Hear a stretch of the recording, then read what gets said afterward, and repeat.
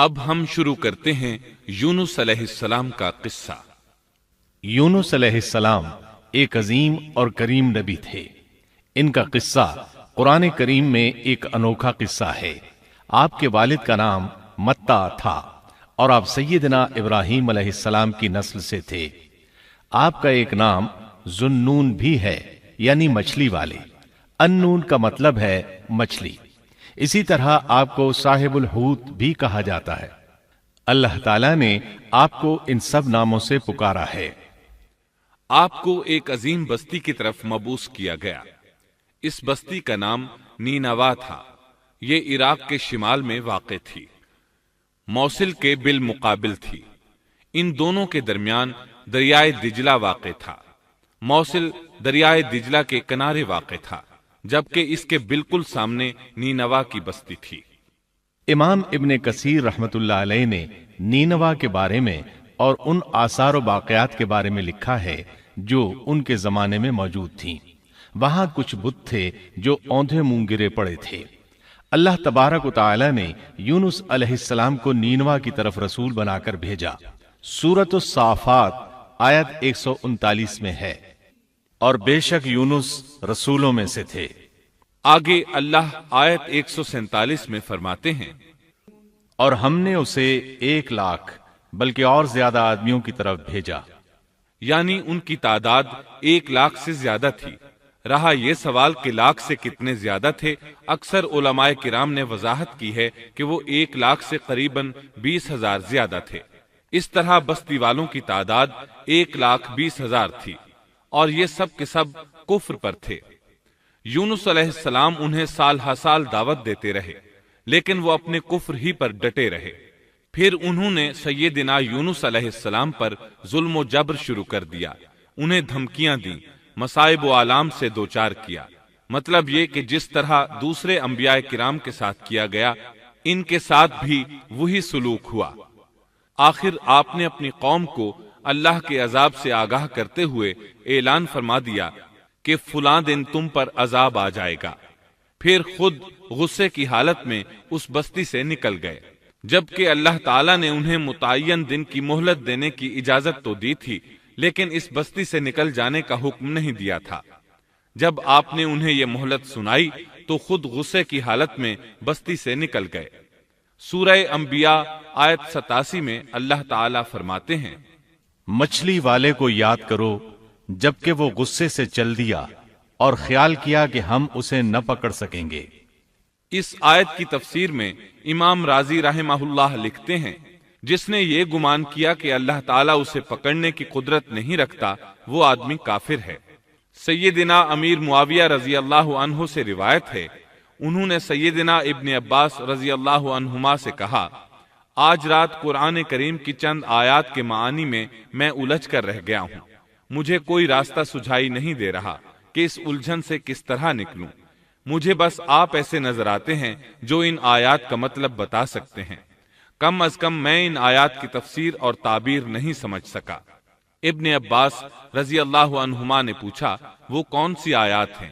سیدنا امیر معاویہ رضی اللہ عنہ کہنے لگے، یونس علیہ السلام کا یہ خیال کرنا کہ اللہ تعالیٰ ان پر قدرت نہیں رکھتے۔ یہ سن کر سیدنا ابن عباس رضی اللہ عنہما نے فرمایا، اس سے مراد یہ نہیں۔ یہ لفظ قدر یہاں تنگی کے معنی میں آیا ہے، قدرت اور طاقت رکھنے کے معنی میں نہیں۔ اللہ تعالیٰ نے قدر بمعنی تنگی اور قدر بمعنی قدرت دونوں کا استعمال کیا ہے۔ تنگی کے معنی کی مثال سورۃ الطلاق آیت نمبر 7 میں ہے، اور جس پر اس کے رزق کی تنگی کی گئی ہو، اسے چاہیے کہ جو کچھ اللہ تعالیٰ نے اسے دے رکھا ہے اسی میں سے اپنی حیثیت کے مطابق دے۔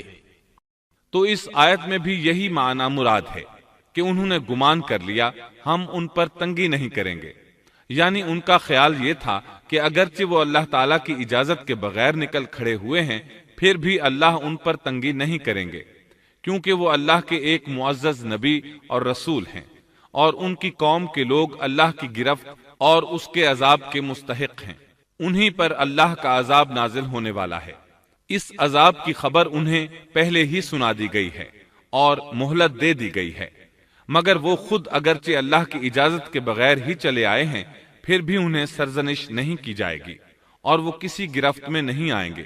اللہ تعالیٰ ان کے لیے کوئی تنگی نہیں فرمائیں گے۔ اللہ تعالیٰ سورۃ الانبیاء آیت 87 میں فرماتے ہیں، اس نے خیال کیا کہ ہم اسے پکڑ نہیں سکیں گے۔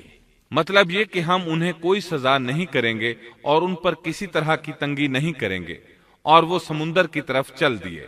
انہی دنوں میں عذاب الہی کی کچھ علامات نینوا بستی پر ظاہر ہونا شروع ہو گئیں۔ ایک بہت بڑا سیاہ بادل ان کی طرف بڑھنے لگا۔ اس بادل میں آگ کے شعلے دکھائی دینے لگے۔ ان لوگوں نے یہ بادل ان متعین دنوں میں سے پہلے ہی دن دیکھ لیا۔ اس کو دیکھتے ہی وہ سمجھ گئے کہ جس طرح سیدنا یونس علیہ السلام نے انہیں آگاہ کیا تھا، یہ عذاب ان پر نازل ہو کر رہے گا، اور جو عذاب سیدنا لوط علیہ السلام کی قوم پر آیا تھا وہ اس کے بارے میں بھی اچھی طرح جانتے تھے۔ وہ بستی ان کی بستی کے قریب ہی تھی، اس لیے وہ ڈر گئے۔ ان کے سردار جمع ہوئے اور کہنے لگے، جیسے تم سے پہلے لوگوں پر عذاب اترا کرتے تھے، تم پر بھی یہ نازل ہو کر رہے گا، جلدی کرو، سب جمع ہو جاؤ۔ چنانچہ انہوں نے اس بات پر اتفاق کر لیا کہ سیدنا یونس علیہ السلام نے بالکل سچ فرمایا تھا۔ اللہ کی قسم، یہ بالکل وہی عذاب ہے، تم اللہ کے عذاب سے نجات نہیں پا سکو گے۔ اس سے بچنے کی ایک ہی صورت ہے کہ تم ایمان لے آؤ اور توبہ کر لو۔ اس طرح وہ سب کے سب ایمان لے آئے، لیکن سیدنا یونس علیہ السلام وہاں موجود نہیں تھے۔ ان کی عدم موجودگی میں یہ سب کے سب یعنی 1,20,000 افراد ایمان لے آئے۔ انہوں نے پیوند لگے کپڑے پہنے اور اللہ کے حضور عاجزی، انکساری اور آہوزاری شروع کر دی، رونے لگے، اللہ سے بخشش مانگنے لگے، پھر اسی حالت زار میں باہر کھلے میدان کی طرف نکل آئے۔ ان کے سرداروں نے سب کو الگ الگ کر دیا، یہاں تک کہ ماں اور بیٹے کو بھی جدا کر دیا۔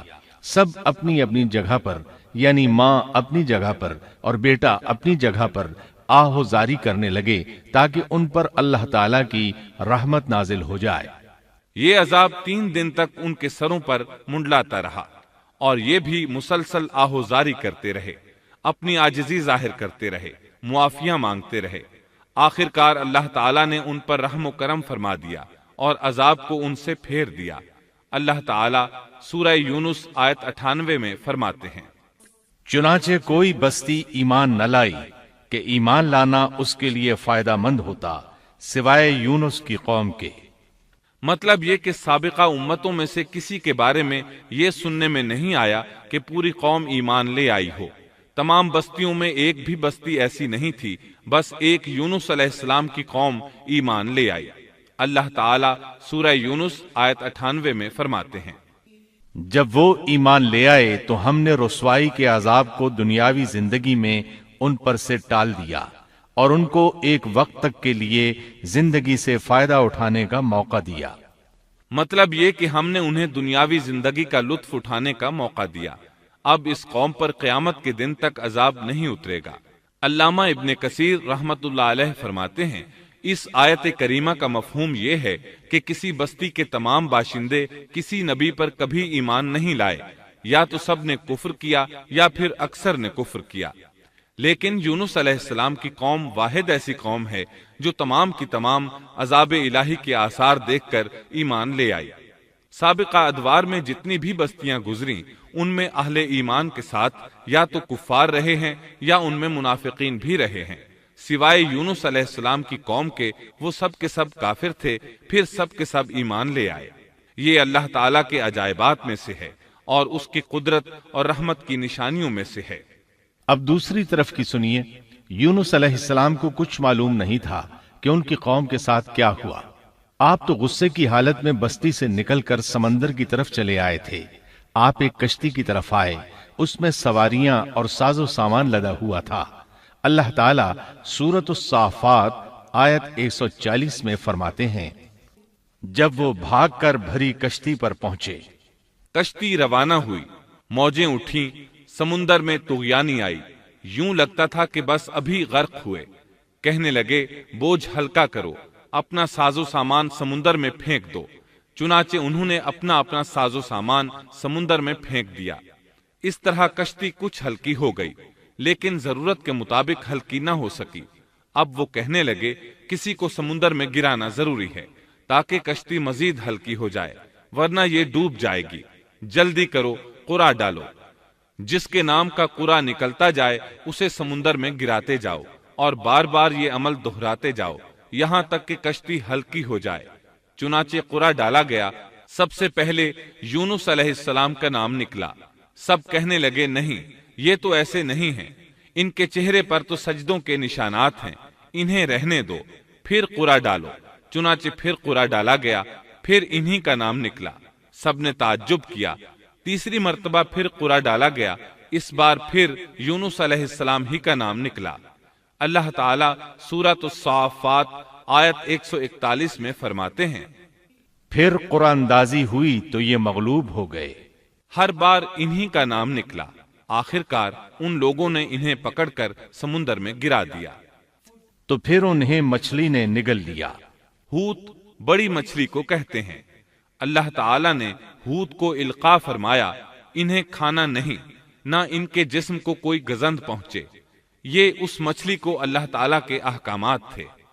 اللہ تعالیٰ سورۃ الصافات آیت 142 میں فرماتے ہیں، تو پھر انہیں مچھلی نے نگل لیا اور وہ خود اپنے آپ کو ملامت کرنے لگے۔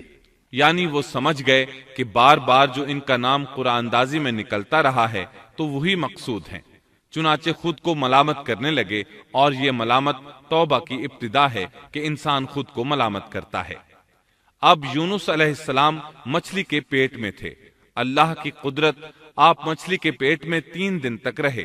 بعض روایات میں 7 دن اور زیادہ سے زیادہ مدت 40 روز آئی ہے۔ آپ نے مچھلی کے پیٹ میں اللہ تعالیٰ کو پکارا۔ اللہ سورۃ الانبیاء آیت 87 میں فرماتے ہیں، آخر کار وہ اندھیروں کے اندر سے پکار اٹھے۔ علماء نے یہاں 3 اندھیروں کا ذکر کیا ہے، مچھلی کے پیٹ کا اندھیرا، سمندر کا اندھیرا اور رات کا اندھیرا۔ گویا ان پر یہ سارے اندھیرے اکٹھے ہو گئے تھے۔ اللہ سورۃ الصافات آیت 143 اور 144 میں فرماتے ہیں، پس اگر یہ پاکی بیان کرنے والوں میں سے نہ ہوتے تو لوگوں کے اٹھائے جانے کے دن تک اس کے پیٹ ہی میں رہتے۔ مطلب یہ کہ اگر آپ اللہ تبارک و تعالی کی تسبیح نہ بیان کرتے تو مچھلی کے پیٹ ہی میں رہتے۔ آپ نے دعا نہیں مانگی بلکہ اللہ عز و جل کی تسبیح بیان کی۔ روایات میں یوں بھی آتا ہے کہ جب مچھلی آپ کو سمندر کی اتھاہ گہرائی میں لے گئی تو آپ وہاں آبی مخلوقات کی تسبیحات کی آوازیں سننے لگے۔ گویا اللہ تعالیٰ نے انہیں القاء فرمایا کہ آپ بھی تسبیح کریں۔ اللہ سورۃ الانبیاء آیت 87 میں فرماتے ہیں، بالآخر وہ اندھیروں کے اندر سے پکار اٹھا کہ الہی تیرے سوا کوئی معبود نہیں، تو پاک ہے، بے شک میں ظالموں میں ہو گیا۔ چنانچہ یونس علیہ السلام نے اس تسبیح کے الفاظ کو یوں ادا فرمایا، لا الہ الا انت سبحانک انی کنت من الظالمین۔ امام احمد، امام ترمذی، امام نسائی اور دیگر ائمہ رحمہم اللہ نے یہ حدیث نقل کی ہے کہ یونس علیہ السلام کی وہ دعا جو انہوں نے مچھلی کے پیٹ میں مانگی تھی وہ یہی ہے، لا الہ الا انت سبحانک انی کنت من الظالمین۔ جو بھی مسلمان یہ دعا اپنی کسی حاجت میں مانگے گا اللہ تعالیٰ اس کی دعا ضرور قبول فرمائے گا۔ یہ دعائے مستجاب ہے، مقبول دعاؤں میں سے ہے۔ اسی دعا کے بعد اللہ تعالیٰ نے یونس علیہ السلام کو اس پریشانی سے نجات عطا فرمائی۔ اللہ سورۃ الانبیاء آیت 88 میں فرماتے ہیں، تو ہم نے اس کی پکار سن لی اور اسے غم سے نجات دے دی، اور ہم ایمان والوں کو اسی طرح بچا لیا کرتے ہیں۔ ایک صحابی نے نبی کریم صلی اللہ علیہ وسلم سے پوچھا، اے اللہ کے رسول صلی اللہ علیہ وسلم، یونس علیہ السلام نے جو دعا مچھلی کے پیٹ میں مانگی کیا وہ صرف انہی کے لیے تھی یا ان کے بعد اہل ایمان کے لیے بھی ہے؟ تو آپ نے فرمایا، یہ دعا یونس علیہ السلام کے لیے خاص تھی اور سب اہل ایمان کے لیے عام ہے۔ جو بھی اس دعا کو پڑھے گا اللہ اسے رنج و غم سے نجات دیں گے۔ ایک قول کے مطابق تقریباً 40 روز آپ کی شب و روز یہی دعا رہی۔ اس مدت کے ختم ہونے پر اللہ تعالیٰ نے آپ کی دعا کو قبولیت بخشی۔ مچھلی ساحل پر پہنچی، انہیں کنارے پر ڈالا اور واپس چلی گئی۔ اس بات کو اللہ تعالیٰ نے سورۃ الصافات آیت 145 میں یوں بیان فرمایا ہے، بس اسے ہم نے چٹیل میدان میں ڈال دیا اور وہ اس وقت بیمار تھے۔ آپ وہاں اسی طرح لیٹے رہے، پھر اللہ کی قدرت سے آپ کے قریب ایک بیلدار درخت اگا، جیسا کہ سورۃ الصافات آیت 146 میں ہے، اور اس پر سایہ کرنے والا ایک بیلدار درخت ہم نے اگا دیا۔ اس کدو کے درخت کے متعلق مورخین کا کہنا ہے کہ اللہ تعالیٰ نے اس درخت کا انتخاب اس لیے فرمایا تھا کہ اس درخت کے پتے چوڑے ہوتے ہیں، ان کے سائے میں انہیں ڈھانپ دیا گیا تاکہ ہوا سے اذیت نہ پہنچے، اس لیے کہ ان کے جسم سے جلد اتر گئی تھی۔ پھر اس درخت سے خوشکن خوشبو بھی آتی تھی، اس خوشبو نے انہیں فرحت بخشی۔ پھر کدو کی خوشبو میں ایک خصوصیت یہ تھی کہ حشرات الارض کو دور رکھتی ہے۔ اللہ تعالیٰ نے انہی خصوصیات کی وجہ سے اس بیلدار درخت کا انتخاب فرمایا تھا تاکہ آپ ہر طرح کی تکلیف سے محفوظ رہیں۔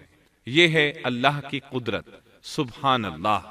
اسی طرح مفسرین یہ بھی کہتے ہیں کہ اللہ تعالیٰ نے ان کے پاس ایک پہاڑی بکری بھیج دی، وہ آپ کے قریب آتی اور آپ کے سر کے اوپر اپنی ٹانگیں پھیلائے کھڑی ہو جاتی، اس طرح اس کے تھن آپ کے منہ میں چلے آتے اور آپ ان سے خواہش کے مطابق دودھ پیتے۔ یہ تھا آپ کا کھانا اور پینا۔ رفتہ رفتہ آپ کی حالت بہتر ہو گئی، توانا اور تندرست ہو گئے، پھر آپ اٹھنے کے قابل ہو گئے، اور یہ سب اللہ تعالیٰ کی مہربانی سے ہوا۔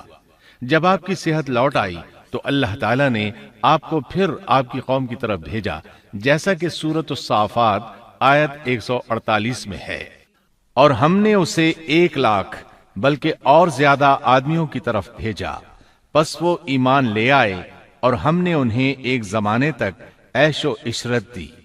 وہ سب کے سب آپ پر ایمان لے آئے تھے۔ اللہ تعالیٰ نے اس قصے کے ذریعے نبی کریم صلی اللہ علیہ وسلم کو اشارہ فرمایا ہے کہ دعوت دیتے ہوئے اکتانا نہیں۔ اللہ سورۃ القلم آیت 48 میں فرماتے ہیں، اور مچھلی والے کی طرح نہ ہو جائیے۔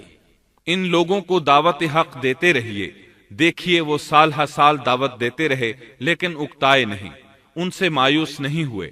ان کی پوری بستی میں سے ایک بھی ان پر ایمان نہیں لایا تھا، لیکن جب ان سے مایوس ہو گئے تو انہیں اللہ کے عذاب سے آگاہ کر دیا اور منہ پھیر کر چل دیے تو وہ سب کے سب ایمان لے آئے۔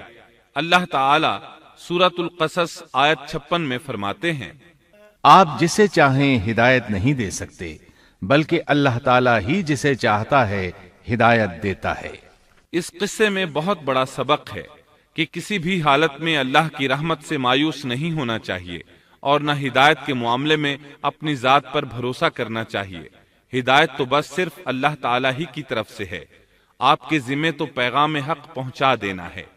اللہ سبحانہ و تعالیٰ کے ذمے ہدایت سے نوازنا ہے۔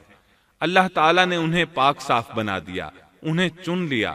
اللہ خود ہی سورۃ القلم آیت 50 میں وضاحت فرماتے ہیں، اسے اس کے رب نے پھر نوازا اور اسے نیک لوگوں میں کر دیا۔ امام مسلم نے ایک حدیث روایت کی ہے کہ نبی کریم صلی اللہ علیہ وسلم نے فرمایا، تم میں سے کوئی شخص ہرگز یہ نہ کہے کہ میں یعنی محمد یونس بن متا سے بہتر ہوں، یعنی یوں نہ کہے کہ میں سیدنا یونس علیہ السلام سے افضل ہوں، وہ اس طرح کہ وہ تو اپنی قوم کے ایمان لانے سے مایوس ہو گئے تھے اور میں مایوس نہیں ہوں۔